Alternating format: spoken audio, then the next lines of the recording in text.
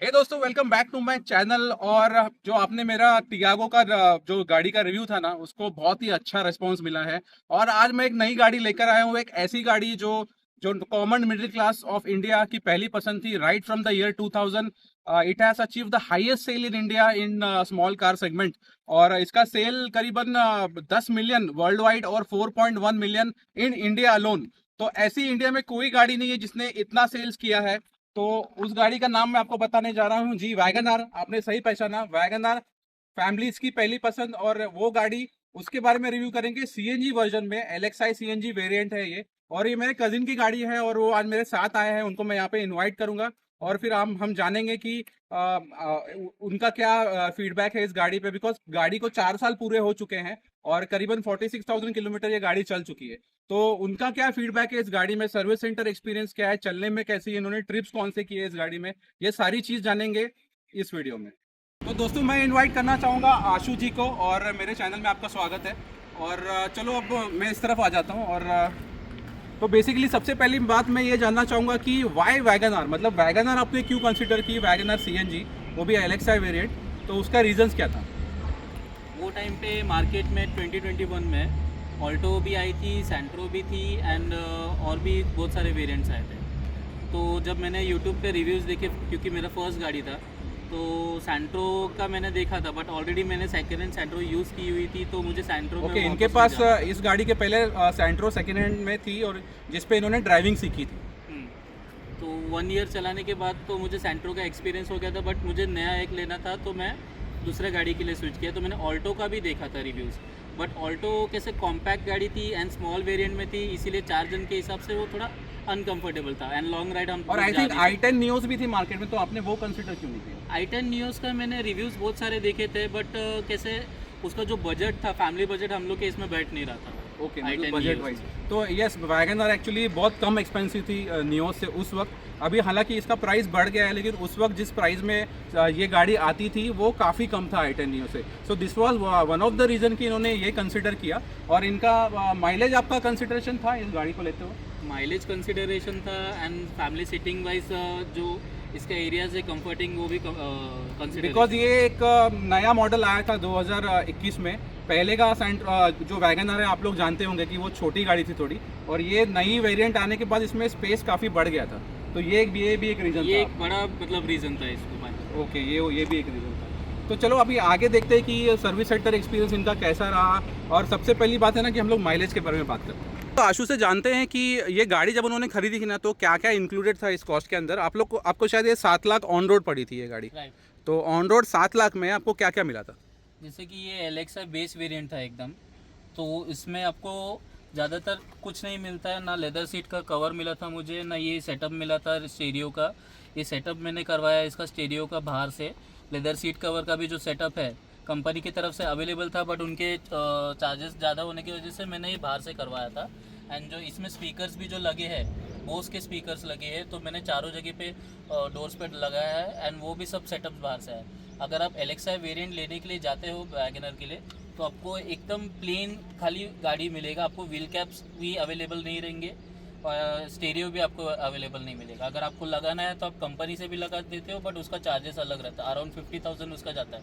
ये सब मैंने पूरा इसका stereo, leather seat cover and इसका जो स्पीकर्स है बोस के, मैंने 15,000 में बाहर से करवाया है। ओके, तो आपको ये सारी चीज़ें 15,000 में मिल गई, वेरेज अगर कंपनी में आप लगवाते तो आपको 50,000 देना Right. पड़ता था।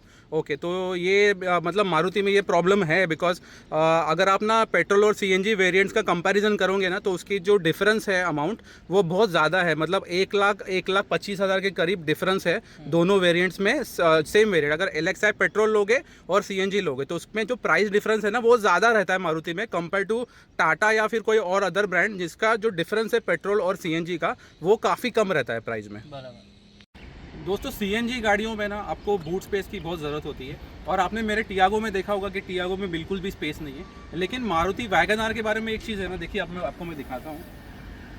तो ये इनका जो टायर का प्लेसमेंट है ना, वो इस तरह से है और ये सिलेंडर बहुत नीचे की तरफ दिया गया है, वेरस टियागो में ना आपको सिलेंडर थोड़ा ऊपर है और स्पेस जो है ना वो सिलेंडर के नीचे है, तो बहुत इनकन्वीनियंट हो जाता है कभी कभी, बिकॉज टायर उसके नीचे दिया गया है जो स्पेयर व्हील होता है। तो कई बार ऐसा हुआ ना कि मैं ट्रिप पे गया और स्पेयर व्हील निकालने में बहुत तकलीफ हो गई। वैसा वैगन आर में नहीं है, वैगन आर में आपको जो स्पेयर व्हील है वो बहुत ही हैंडी है, मतलब आप कहीं अटक गए हाईवे पे तुरंत निकाल सकते हो आप यहाँ से। तो अब बात करते हैं माइलेज की। मैं जानना चाहता हूँ आपसे कि ये गाड़ी सीएनजी में है, तो सीएनजी में इसकी माइलेज कैसी है? सबसे पहले तो मेरे हिसाब से जो माइलेज होता है ना वो सिटी का होता है, हाईवे का होता है, और सिटी के अंदर स्टार्ट स्टॉप जो माइलेज होता है, मतलब हम लोग एक जगह से दूसरी जगह गए, हमने चाबी बंद किया, फिर चालू किया, फिर बंद किया, तो ये 3 तरह के माइलेज होते हैं। तो आप पहले सिटी का माइलेज बता दीजिए। सिटी में फुल टैंक सीएनजी पे अगर मैं बोलने जाऊँ तो इसका फुल टैंक सीएनजी तो पहली बात तो 620 के इसमें रुपीज में हो जाता है। ओके। एंड अगर सिटीज में वो 620 में कितना केजीस फिल हो जाता है? 620 में 8 केजी पूरा आ जाता है इसमें। ओके। एंड अगर मैं सिटी ट्रैवल का माइलेज का बताऊँ तो ये 140 किलोमीटर चलता है फुल टैंक में। Full tank. एंड अगर मैं हाईवेज का बोलूँ, हाईवेज अगर फ्री रास्ता है पूरा, जैसे कि अपना पुणे एक्सप्रेस हाईवे हो गया वो सब में, तो उसमें 180 टू 200 किलोमीटर फुल टैंक पे चलता है। सेम 620 में सीएनजी आपको 180 टू 200 पूरा चला के देता सो बेसिकली ये कहना चाह रहे हैं कि जो फुल टैंक माइलेज है 140 का विद इन सिटी, ये कह रहे हैं ये बेसिकली स्टार्ट स्टॉप माइलेज है, जो हम लोग चाबी बंद करके चलाते हैं, बंद चालू मतलब एक डेस्टिनेशन से दूसरे डेस्टिनेशन गए, तीसरे गए, चौथे गए।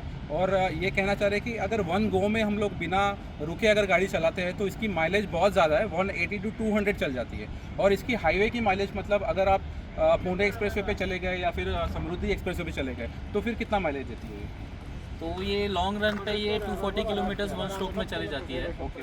और अगर मैं वही चीज़ अगर सिटी में करूँ तो मुझे 140 किलोमीटर से ज़्यादातर या फिर 150 एज पर जो जैसा सीएनजी का प्रेशर रहता है, Okay. प्रेशर के ऊपर डिपेंड रहता है। जैसे 180 के नीचे मिला तो ये सिटी में 140 तक जाती है, एंड 180 के ऊपर मिला जैसे 200 तक का, Okay. तो फिर ये 240 तक चलती है। ये भी बात बहुत इंपॉर्टेंट है कि एक्चुअली जो प्रेशर होता है ना सीएनजी पंप्स पे, वो भी एक बहुत बड़ा फैक्टर होता है कि आपको माइलेज कितना मिलने वाला है। और उस हिसाब से अगर मैं देखूँ तो अगर ये हाईवे पे 240 अगर फुल टैंक अगर कर रही है तो इसका ये मतलब हुआ कि 30-32 का माइलेज ये निकाल के दे रही है, जो कि कंपनी क्लेम जो माइलेज है जो मारुति क्लेम करती है अराउंड 33-34, कहीं ना कहीं उसके आसपास ही आता है। और जो सिटी का क्लेम्ड माइलेज है अराउंड 25 टू 28, उस हिसाब से ये बहुत अच्छा चल रही है। वो जो माइलेज दे रही है वो उस हिसाब से बेस्ट इन द सेगमेंट है मेरे हिसाब से। तो दोस्तों बिकॉज हमारा चैनल एक ट्रैवल चैनल है तो इनसे सबसे पहले जानेंगे कि इन्होंने ट्रिप्स कहाँ कहाँ की इस गाड़ी में, और गाड़ी में स्टेबिलिटी कैसी है हाईवेज पे। तो ये फर्स्ट ट्रिप मेरा था उज्जैन का, एमपी का। तो हमने वहाँ से फिर ओमकारेश्वर भी ट्रैवल किया। तो अराउंड मेरा राउंड ट्रिप में 1400 किलोमीटर्स तक मैंने चलाया। ओके। एंड सेकेंड ट्रिप मेरा तेलंगाना तक था, हैदराबाद। ओके। तो अराउंड वहाँ से आना जाना राउंड ट्रिप 2000 किलोमीटर्स तक होता है। ओके। तो ऑन एन एवरेज मतलब राउंड ट्रिप मेरे वहाँ पर थोड़े घूमना 100-200 किलोमीटर्स, तो ज़्यादा 2000 से थोड़ा ज़्यादा ही हुआ। एंड देन सेकेंड ट्रिप मेरा ये आपके मतलब बड़े ट्रिप्स थे? बड़े ट्रिप। और छोटे ट्रिप्स आपने कौन कौन से? जैसे लोनावला हो गया, माथेरान वगैरह and all. And Pune express highway पे भी लॉन्ग पुणे, ये तो आपने लोनावला तो बहुत फ्रीक्वेंट किया रहेगा। हाँ। नासिक, लोनावला, फिर आपने शायद गुजरात तो जो बॉर्डर है, ये हाँ। सारी चीज़ें आपने बहुत हाँ। फ्रीक्वेंटली की रहेगी। तो मैं ये सवाल मेरा ये है कि हाईवे पे स्टेबिलिटी कैसी है गाड़ी की? हाईवे पे जैसे अभी लाइट मतलब इसका इतना वेट नहीं है जैसे बाकी एक्सयूवीज वगैरह का वेट होता है। तो ये गाड़ी थोड़ा लाइट वर्जन है, तो हम लोग या तो एकदम स्ट्रेट ड्राइव कर सकते हैं, सीधा ओवरटेक वगैरह ज़्यादा कर नहीं पाएंगे क्योंकि इसका जो बॉडी रोल, हाँ, जो इसका एरोडायनेमिक्स लुक है वो बाकी सबसे थोड़ा कम है। एरोडायनेमिक लुक्स में ये मार खा जाती है किधर किधर। ओके। बट गाड़ी वैसे स्टेबल है, स्मूथ रनिंग के लिए बेस्ट है। ऑन एन एवरेज 80 की स्पीड में या फिर 100 तक के स्पीड में गाड़ी में कोई ट्विस्टिंग वगैरह कुछ आता नहीं है। ओके। इन शॉर्ट मैं ये कहना चाहूँगा कि ये सिटी बेस्ड गाड़ी है, हाईवे पे शायद आपको थोड़ा प्रॉब्लम दे सकती है, लेकिन जो चलाने वाला जो होगा, जो रेगुलर चलाता है, उसको ये गाड़ी के न्यूसेंस पता होंगे और वो उसी हिसाब से चलाएगा। और अगर आप फर्स्ट टाइम ड्राइवर हो और ये गाड़ी चला रहे हो तो आपको बहुत केयरफुल रहना पड़ेगा हाईवे पे ड्राइव करते हो, बिकॉज इसका जो डिज़ाइन है और एरोडायनामिक्स है उस हिसाब से जो बॉडी रोल है वो बहुत ज़्यादा है इस गाड़ी में। और सबसे इंपॉर्टेंट चीज़ है सर्विस सेंटर एक्सपीरियंस और सर्विस सेंटर कॉस्ट। तो सर्विस सेंटर कॉस्ट क्या है, मतलब इसका सर्विस कॉस्ट क्या आ रहा है आपको? इसका फर्स्ट सर्विस तो सबको जैसे मालूम रहता है, नॉर्मली सबका फ्री रहता है। सेकंड सर्विस में भी मुझे इतना कॉस्टिंग इसका गया नहीं, जैसे इसमें ऑयल चेंज वगैरह ये सब किया था हम लोगों ने। तो उसका अराउंड मुझे 3 to 4,000 कुछ सर्विस कॉस्ट दिया। Okay, and for second are you sure? मतलब 3 या 4,000 सर्विस कॉस्ट आ रहा है इसका? तो ये इंजन ऑयल और ये जो एनुअल सर्विस है उसके अंदर आपकी बात कर रहे हो? सर्विसिंग के लिए मुझे टाटा मतलब मारुति का इससे कोई इशू नहीं है, क्योंकि उनका सर्विसिंग जो कॉस्ट है स्पेशली इस गाड़ी का वो एकदम फ्रेंडली बजट। और सर्विस करने वाले जो एजेंट्स होते हैं वहाँ पे, जो टेक्नीशियंस होते हैं, उनका क्या फीडबैक है? मतलब अच्छे से बात करते हैं और सब कुछ रिस्पॉन्ड करते हैं ठीक से? सब रिस्पॉन्ड करते हैं। एंड जैसे कि उन लोग जैसे बोलते हैं कि ये सब करा लो वो सब करा लो, उतना मतलब इनका रहता नहीं है फर्स्ट 3 सर्विस में तो। बट ओवरऑल इसका जो सर्विस एक्सपीरियंस है एकदम बेस्ट है। ओके, मुझे थर्ड सर्विस के लिए भी इसका अराउंड उतना ही गया था और उसमें ज़्यादा पार्ट्स वगैरह चेंज करने का कुछ ज़रूरत नहीं। तो भाई service cost 3 to 4,000 annual service में, जो कि टाटा का अराउंड आता है 7 to 8,000 और Hyundai का आता है अराउंड 5 to 6,000। आपने ऑरा के मेरे रिव्यू में देखा होगा कि उसका सर्विस कॉस्ट का है, और टियागो के रिव्यू में भी आपने देखा होगा। अब देखिए, बिकॉज मारुति लोग क्यों लेते हैं कि गाड़ी लेने के बाद जो सर्विस कॉस्ट आता है वो मिनिमल है इसका। और एक चीज़ है कि इस गाड़ी में एक एक्सीडेंट हुआ था इनका, उसके बारे में भी जानेंगे कि क्या हुआ था एग्जैक्टली। एक्चुअली मेरा सामने एक टेम्पो चल रहा था, तो उसके सडन ब्रेक की वजह से मुझे राइट को तरफ स्टेयरिंग घुमाना पड़ा था। तो लेफ़्ट साइड का ये जो मेरा पूरा पार्ट है, ये फुल पार्ट मेरा पूरा डैमेज हो गया था। ओके, तभी मतलब इतना डैमेज हो गया था कि मेरे हेडलाइट चले गए थे, मेरा पूरा फेंडर चले गया था। एंड वो कंडीशन में मैं सर्विस सेंटर तक गया था। ओके, वो कंडीशन में मैं सर्विस सेंटर में लेके गया। एक्सीडेंशियल मेरा जो क्लेम था, मैंने क्लेम उसमें रजिस्टर्ड किया जो भी है। और क्लेम होने में कितना दिन लगा? क्लेम होने के लिए कुछ 25 डेज तक गया। तो आपको गाड़ी वहाँ जमा करना पड़ा था? हाँ, गाड़ी मेरा पूरा उनके पास ही था। और एक्स्ट्रा कुछ पेमेंट करना पड़ा था? एक्स्ट्रा मुझे सिर्फ मैं 64 रुपीज़ मुझे एक्स्ट्रा पेमेंट करना। Okay, only 64? ओनली 64।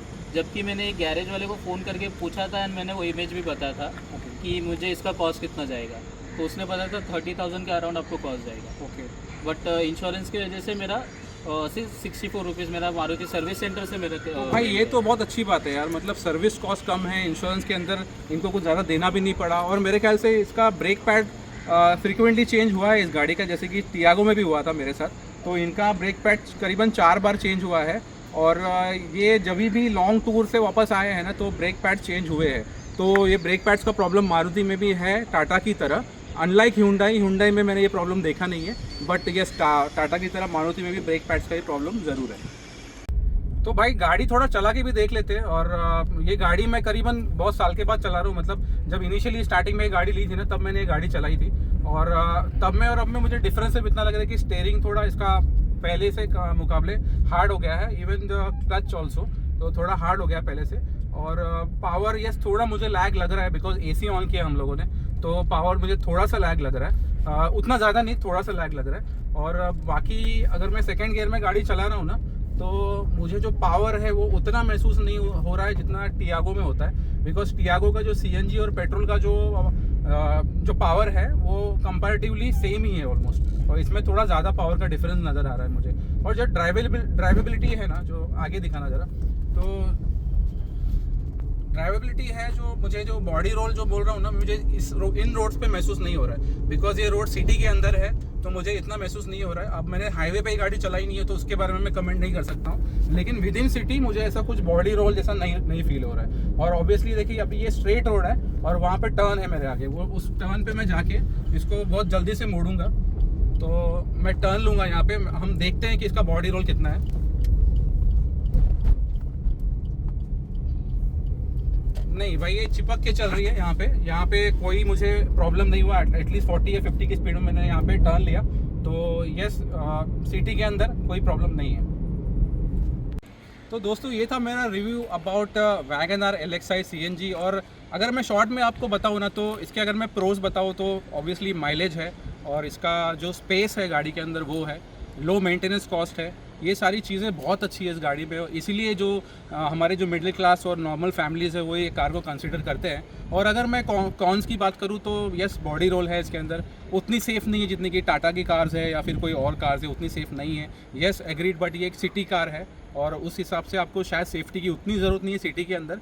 सेफ्टी की ज़रूर है, लेकिन मतलब सिटी के अंदर उतना रिक्वायर्ड नहीं होता है, वो हम लोग इग्नोर कर सकते हैं। और एक चीज़ इसके अंदर मैं बोलूँ तो इसका जो पावर है इन CNG मोड वो थोड़ा मतलब कंपैरेटिवली कम है पेट्रोल से। ये चीज़ें मैं कॉन्स में बोल सकता हूँ, लेकिन फिर भी ये वो गाड़ी है ना जहाँ पे you like him, you dislike him, और जो but you cannot ignore him. ये वाली गाड़ी है, मतलब इसको इग्नोर नहीं किया जा सकता।